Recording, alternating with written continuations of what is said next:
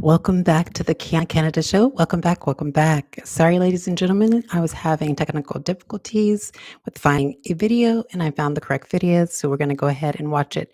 I have to give you just an announcement about that video. The quality of that video is not that good. Um, let's see. Okay, so the video was there was a video coming out of South Carolina about a young high school student who was assaulted because she didn't sing the Pledge of Allegiance or participate in the Pledge of Allegiance. And so, ladies and gentlemen, what happened is that I think the teacher assaulted her. This happened in year 2022. And there was a lawsuit that was filed, I believe, in 2023. And then there is now an update to the lawsuit that I believe is, um, there's information that there's an update this year. But essentially, what we know is that this is a serious violation of this young woman's First Amendment right to freedom of speech. And it also violates the Convention on the Rights of the Child. Now, before we get into this, don't forget to like and share and subscribe to this channel because remember that your likes, your shares, and all the subscriptions, what it does is it pushes videos like this up in the algorithm. It tells the algorithm that videos like this are important. But we must be reminded that just because videos like this are not pushed up in the algorithm does not mean that videos like this are not important. Okay, we are going to go ahead and get into that video. And I must forewarn you, the quality is not great. And what's important about this video is the way that the young woman, how she articulates herself and how she stands up for her rights. And I think that's really important when we are thinking about children and they are in circumstances where their parents are not there. And of course, there's an authority figure that is attempting to violate their rights. I think that this is very important that the child is actually aware of their rights, understands their rights, and is able to actually stand up for themselves in situations where, an adult is not there. So let's go ahead and get into this video. And I must remind you that the quality is really poor, but I think this is just because it was taken a few years ago. As y'all should know by now, Marissa elected to file this lawsuit against Lexington School District 1 and other responsible parties as a result when she was assaulted for exercising her own right to not acknowledge the Pledge of Allegiance in her own way that was not disruptive. The thing that's beautiful about America is we have freedom of religion, freedom of expression, freedom of speech. And students in our schools should feel safe. They should not feel threatened for exercising their constitutional rights. We sent out a press release on this case some time ago, but today Marissa wants to speak to y'all, speak to the media, so people understand the importance of this case to her. This should not have happened to her, nor should it happen to any kid in our school, in any school district in South Carolina, or schools across the country. So I'll kick it off to Marissa so she can eloquently explain our positions. So what happened to me on November 29th, which was my birthday, shouldn't ever happen to any other student in America and South Carolina, period. I was completely and utterly disrespected. My constitutional rights to protest or to not say the Pledge of Allegiance was disrespected. That is my First Amendment right, and this teacher completely just disrespected me. On this day, I had never seen this lady a day in my life, so when she approached me so angry and so upset, I had not known what to react to her.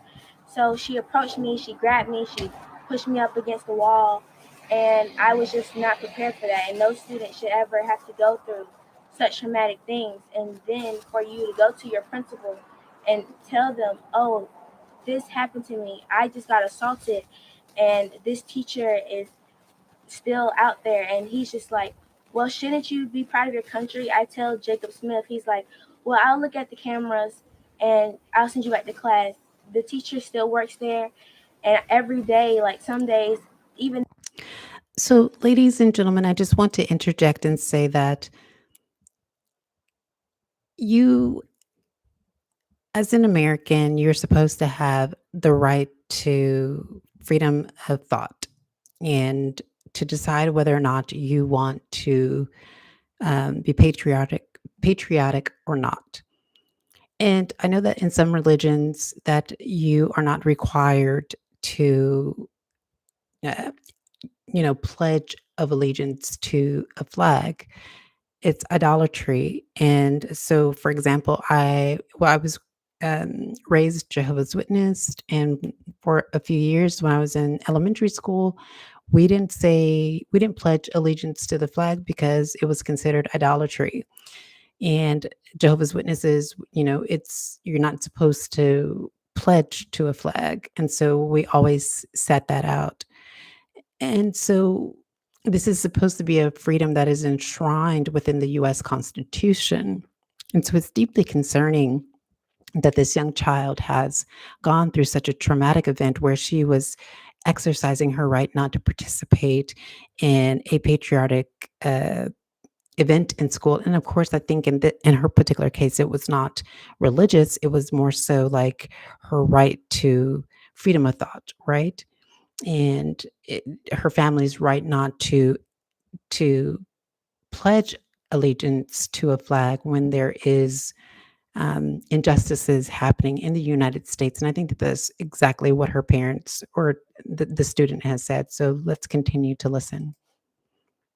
this week I seen the same teacher, and she's still in the hallways, and it's just so emotionally damaging and mentally damaging to still have to go to school and still have to carry on and learn and still try and succeed academically, knowing that the people at my school does not make me feel like I belong, or doesn't make me feel like I am safe.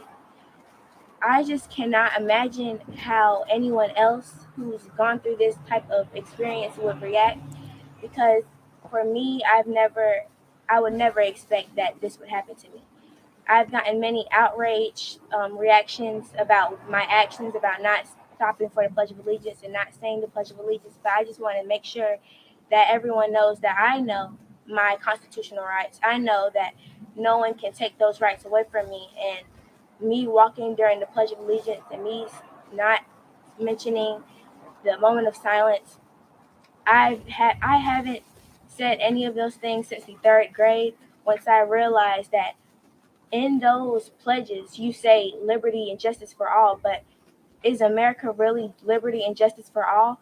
And that after that, I just realized like I'm just not going to say this Pledge of Allegiance anymore. And the fact that this teacher So, ladies and gentlemen, did you hear that? She said, okay, in this Pledge of Allegiance, there is verbiage and that is saying liberty and justice for all. Yet we understand, just like Marissa does, is that not everybody in the United States is, you know, receiving justice and their liberty is protected.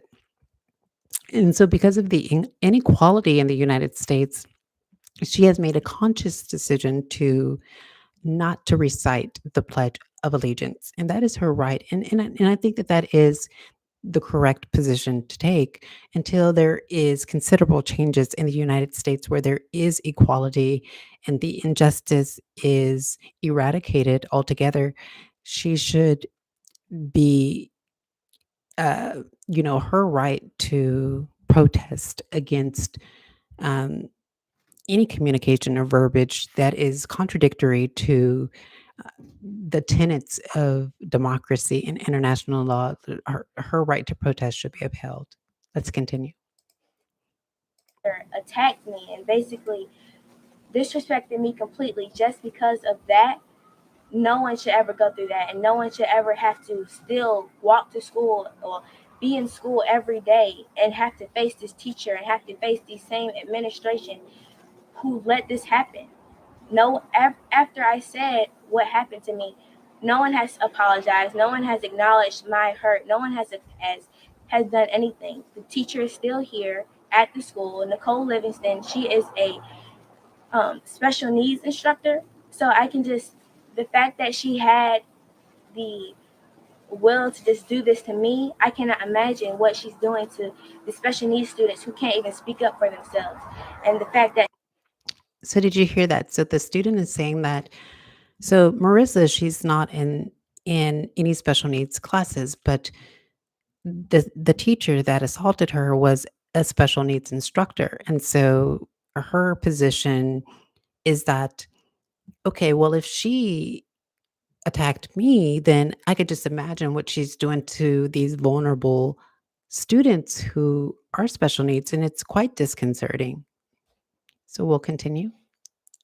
the school is defending that kind of behavior is unimaginable. And for people who defend the teacher's actions, do you support child abuse? Because that's exactly what happened.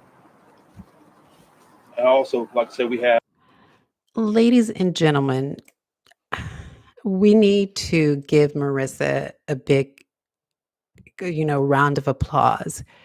She articulated herself well at a press conference. Ladies and gentlemen, I don't even think I could actually stand before a press conference and speak that, articulate, to speak, and articulate myself in the way that she did and to speak so eloquently as she did at a press conference. And I don't think that she's, you know, uh, very skilled, like she's a politician or someone who is always in front of the camera, but she is excellent. Like you see, like she was able to stand before these news reporters and to tell her story and to do so consistently with a consistent flow and her speech was eloquent and she knew her rights and she knew like the pacing and the timing and I just thought it was just you know I think when we're looking at the way in which children should articulate themselves and to speak out for themselves, I think that that is one example that we can look to, right? And so like I totally respect her and her family for that press conference. I think that she hit all the points as she was supposed to and because oftentimes when people are before the camera and they are being asked questions by reporters, it's really not, we don't get a clear picture of what happened, right? And we don't really understand um, how that person was really impacted and what rights were violated. And she detailed every single thing that we needed to know. She detailed exactly how she felt. She detailed exactly what her rights were, what was not supposed to happen, what was supposed to happen, how it made her feel when there was no action taken. Like she let us know everything. It was such in chronological order. It was fluid. It was just poignant. It was. I think it's a masterclass for children. You know, if we're talking about press conferences and how a child can advocate for themselves, that is a masterclass on how to do it. Now, there has been an update, ladies and gentlemen, and um, the update, I believe, is published by Indisputable with Rashad Ritchie, so we'll be watching that here. Assaulted a student over the pledge. We have found out that teacher is still employed. I want you to put the family of four masks. I'm going to give you the background and the update to this story. Marissa Barnwell, a 15-year-old student, 15-year-old student at River Bluff High School. This is in Lexington, South Carolina. Says she was physically assaulted by a teacher for refusing to recite the Pledge of Allegiance. Now, 2 years later, she has finally reached a settlement. Neither side has publicly commented on the settlement, and the outcome has first been reported by a YouTuber, Hamet Meta. This is a reminder of what happened that day, roughly 2 years ago. So let's see if there's anything else. So as you can see, like, okay, so the assault happened in 2022, and I think that it came to the attention of the media in 2023, and that's when there was, I think, a settlement in 2025. There are countries, it is illegal to not pledge allegiance to their flag. Not in the United States of America. It is called a great freedom. So her parents filed a suit against the school district. District 1 superintendent, let's put him up.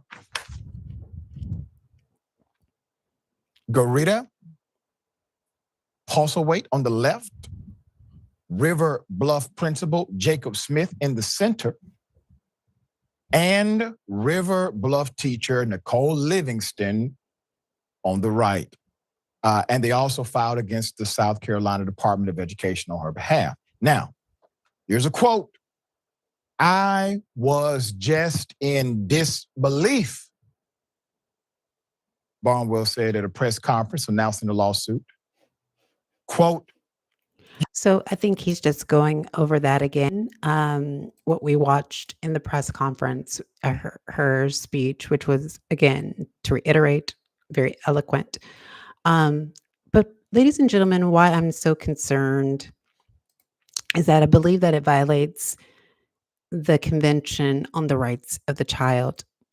And as you know, the United States of America, unfortunately, is not a party to the Convention on the Rights of the Child. And I just think it's disconcerting. But Article 14 states that state parties shall respect, of course, the United States is not a party, to reiterate. But, if we are thinking about the rights of the child, I think it's important to understand exactly what the convention says. So state parties shall respect the rights of the child to freedom of thought, conscience, and religion. State parties shall respect the rights and duties of parents and, when applicable, legal guardians to provide direction to the child in the exercise of his or her right in a manner consistent with the evolving capacities of the child. Freedom to manifest one's religions or beliefs may be subject only to such limitations as are prescribed by law and are necessary to protect public safety, order, health, and morals, or the fundamental rights or freedoms of others. Now, I am of the opinion that this violates the Convention on the Rights of the Child, Article 14, but it also violates, to reiterate, the First Amendment, because the child should not be forced to participate in a patriotic act that is against her freedom of thought or conscience, right? And I don't think that any person should. And again, she has some very strong reasons for why she has declined to participate. And one of those reasons, I will reiterate, is that America has not yet there has not been equality for everyone in the United States, and there's still a large there's still just great injustice in the United States, monumental injustice. And so I think it's important for our legislatures and our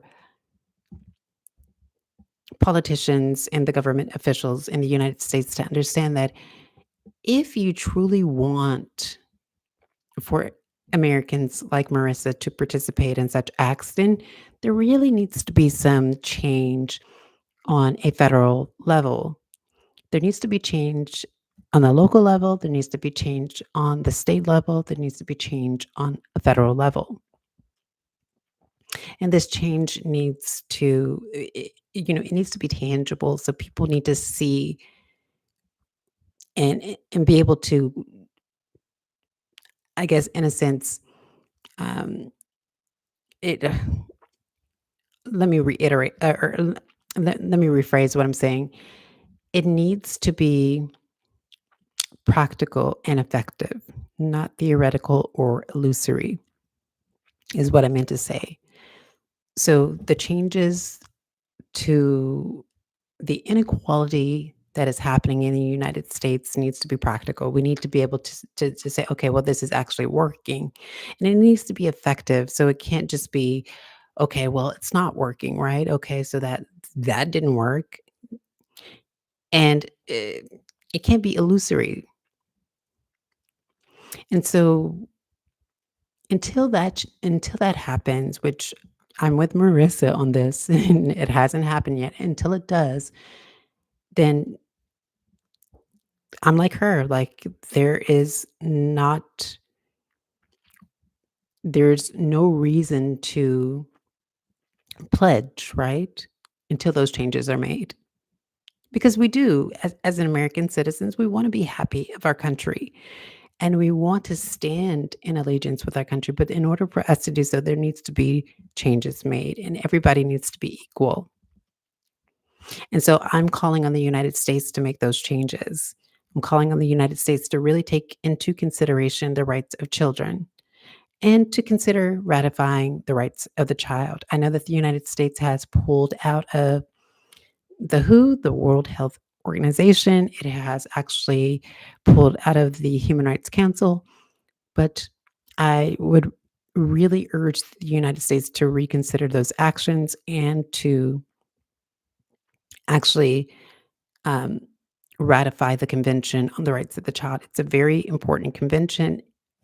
It does not, um, it doesn't harm the state in any way. In reality, what it does is it protects children. And if the United States is about protecting children, it will ratify this convention. There you have it, ladies and gentlemen. That's been, an episode of, you know, really trying to